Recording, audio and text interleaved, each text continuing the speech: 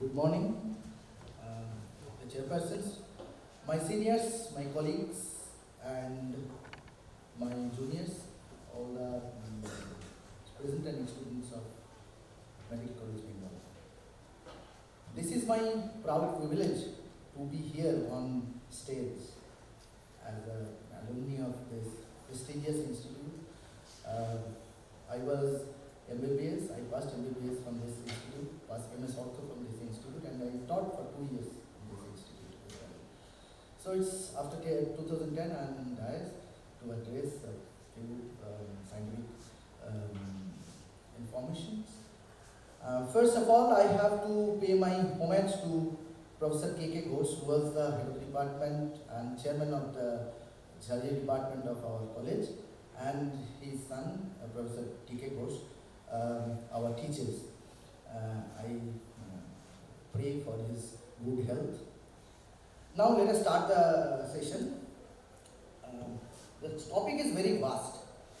It is very difficult to accommodate within the span of 15 minutes. I will try, and I will concentrate only on the management part. Tuberculosis of spine. Tuberculosis is one of the most lethal infectious diseases of mankind. There is no other disease is so vast and so dangerous. Over the last 2 centuries, tuberculosis is estimated to have killed 1 billion.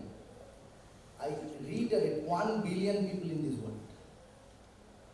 And skeletal tuberculosis is one of the most common and treated extrapulmonary tuberculosis, which is a complicated one. And spinal tuberculosis is commonest of all skeletal tuberculosis. It affects all ages and all areas of spine.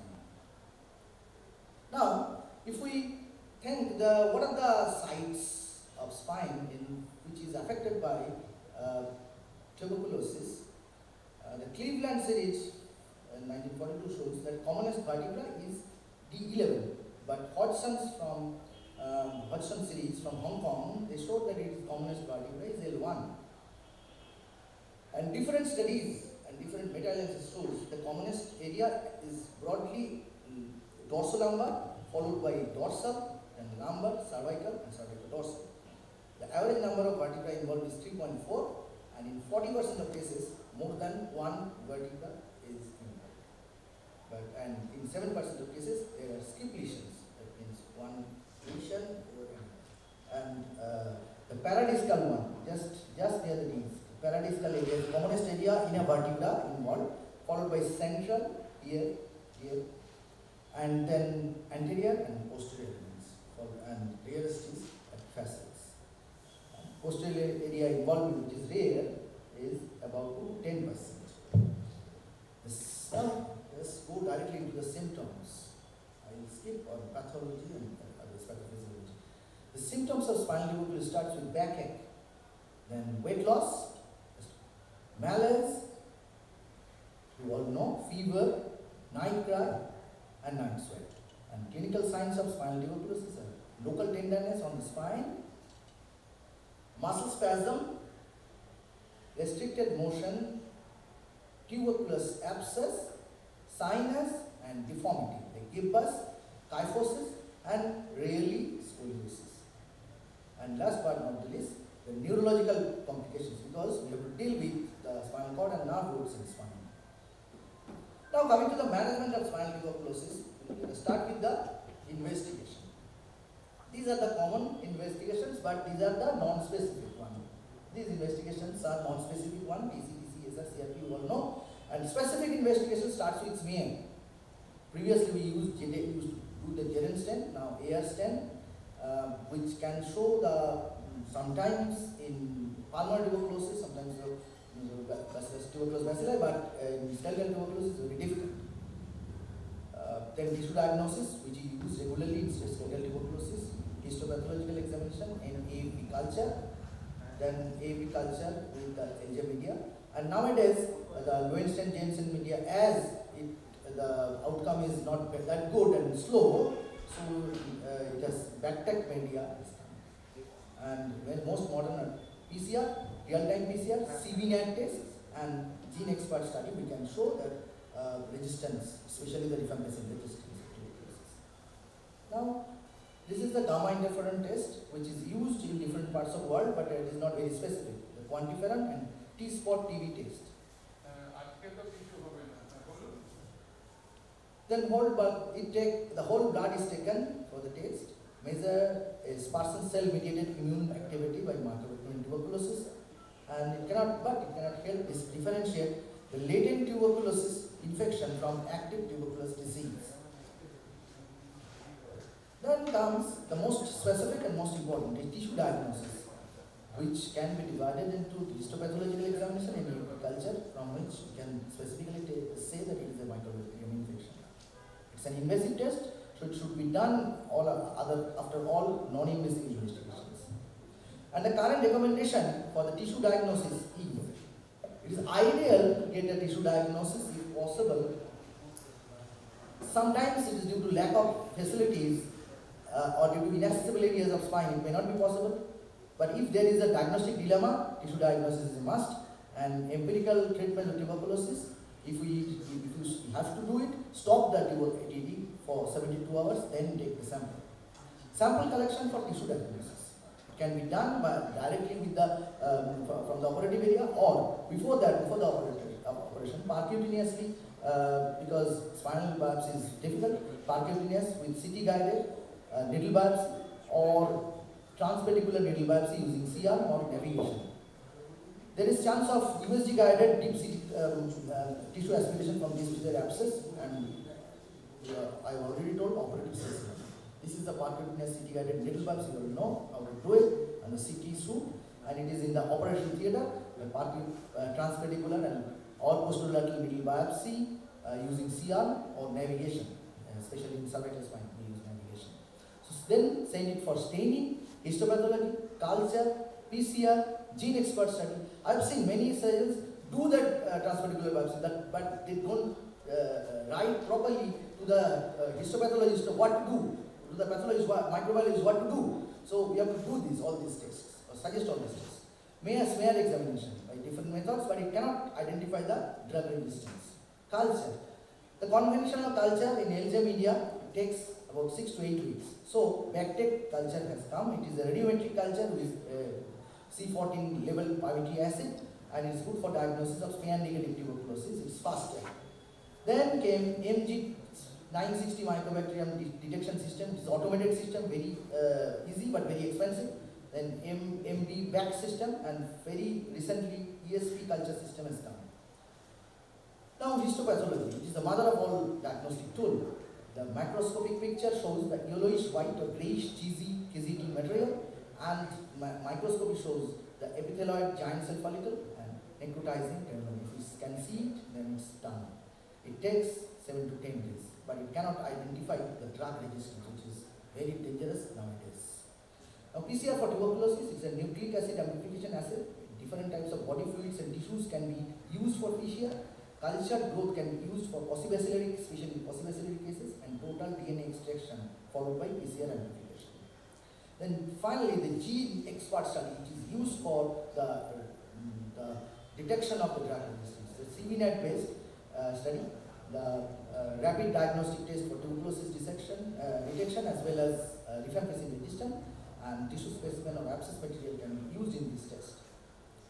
Then other laboratory investigations like complete liver function test is very necessary for the drug treatment, and ESAT6 and DN monitoring for monitoring of the treatment. Now comes to imaging. Imaging starts with X-ray. It's still the gold standard. Narrowing of the disc space with rarefaction of the paradiscal margin is the earliest feature. Then vertebral demineralization. These are all non-specific. Then osseous destruction, newborn formation, paravertebral soft tissue surgery, very, very important in spinal tuberculosis. Paraspinal soft tissue calcification, gibbous present, kyphosis deformity is present. These are the different types of extra features: the reduction disc space, destruction of the vertebral body, local kyphosis, and skip lesions. These may be present. All the things may be present, or one or two things or more that may be present in the case. After the X-ray comes CT scan. It is superior to plain X-ray. It shows bone changes more early, thin slice spiral CT scan can detect cortical breaks. It assesses the condition of the posterior element of spine, and if the MRI cannot be done in some conditions, then CT myelo is the salvage. CT can detect the area involvement and neurological involvement by CT myelo. Finally, is a most modern investigation. One of the most modern is MRI. It is extremely for spinal tuberculosis. Basically, it is extremely useful for in early stages of tuberculosis within 3 to 6 weeks. TB spine with neurological involvement, MRI is a must. And difficult sites like craniovertebral junction, cervical thoracic junction, posterior element, and sacroiliac joint. In these areas, MRI is the diagnostic tool. And after MRI, we can assess the case with functional imaging like SPECT and FDG PET. I do not go into details. Now come to the treatment. First of all, we have to understand that tuberculosis is a medical disease. It is not a surgical disease. So no surgery can cure the disease. It can prevent the complication. It can salvage the patient from the complications. Before the advent of the anti-tubercular drug, there was some ancient drugs like alcohol, etc. And distant surgery, away from the area of the surgery, is used to reduce the movement so that disease does not progress and rest. But most of the cases it did not give good result, and so many people died of tuberculosis in the tuberculosis era.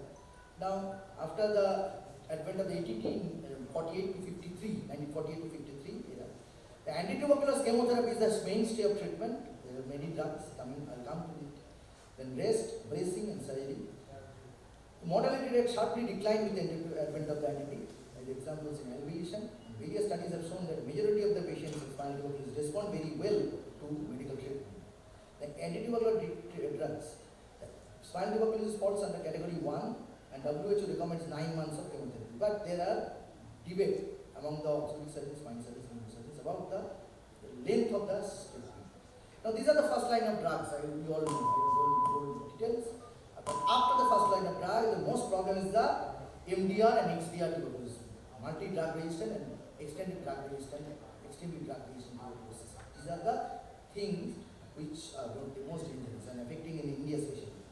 And second, so to address these things, second line of drugs like fluoroquinolones, ofloxacin, levofloxacin, moxifloxacin, injectable antitubercular drugs like kanamycin, amikacin, and capniomycin, and there are other drugs which is better dealt with the physicians, chest specialists, tuberculosis specialists. Then comes the race and bracing. There are a lot of different braces, and modern braces are available like Hello brace, SOMI brace for the spinal and cervical dorsal tuberculosis, rigid cervical collar, and then this is a Boston type of brace, TLSO brace. Now, finally, surgery. One of the earliest proponent of surgery in TB spine was Percival Pott in 1779. But the real surgery was surgical research was done by Hodgson and Stock in 1968 in Hong Kong.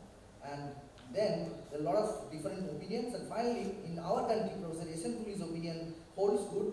There is a middle path regime where the operation only done where medical treatment fails or to address the complications.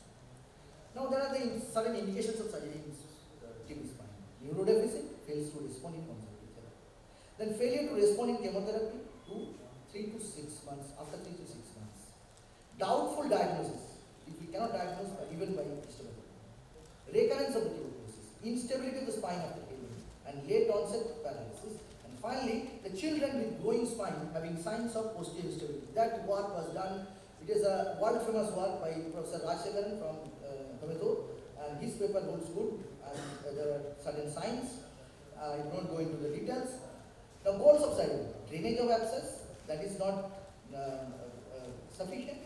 Debridement of sequestrated bone and disc, decompression of the cord, stabilization of the spine, very important, and prevention or correction of the deformity. Debridement may be simple debridement, which is obsolete nowadays, radical debridement with strut duct, radical debridement with decompression, fusion, and instrumentation. And this gives better fusion rate and less chance of kyphosis. It is the most modern treatment and corrects and prevents deformity and hard fusion. But the problem is whether we should use the implant, metallic implants in the milieu of infection or not. That was a doubt. But now after Oga's famous paper, landmark paper in 1993 in Spine Journal, it shows that there is no added risk in spinal tuberculosis, even in active tuberculosis disease, because the Mycobacterium tuberculosis is different from the pyogenic infection. It does not form biofilm on the metal. That is important. So we don't get added infection by or using metallic implants. Now approach, in cervical spine, we use Smith-Robinson approach mostly, but in posterior approach sometimes done. This case was done in medical college by myself in 2009. Sterniovertebral junction tuberculosis, stabilization of the occiput is done from back, but debridement is done from transoral route. Dorsal spine, anterolateral approach can be done, anterior approach can be done, and nowadays posterior approach is more famous, and it gives better result and less chance of complication. So this is the posterior transpedicular approach where pedicle is osteotomized, and through the pedicle the anterior part is debrided. There are minimal invasive thoracoscopic debridement also, which is not used but because of the demand and costly, and it's a technically demanding procedure also. Lumbar spine, it can be debrided and by anterior approach as well as posterior approach and fixed. Laminectomy is very controversial. We do not recommend laminectomy because most of the times the posterior element is not involved, so we try to preserve the posterior element. And grafting, very important. We cannot fix without grafting. The graft can be taken from iliac crest, from the rib. Local area graft is not useful because local area is involved by tuberculosis. So we use mostly tricortical iliac crest graft, but rib graft is also used, but it does not give good result.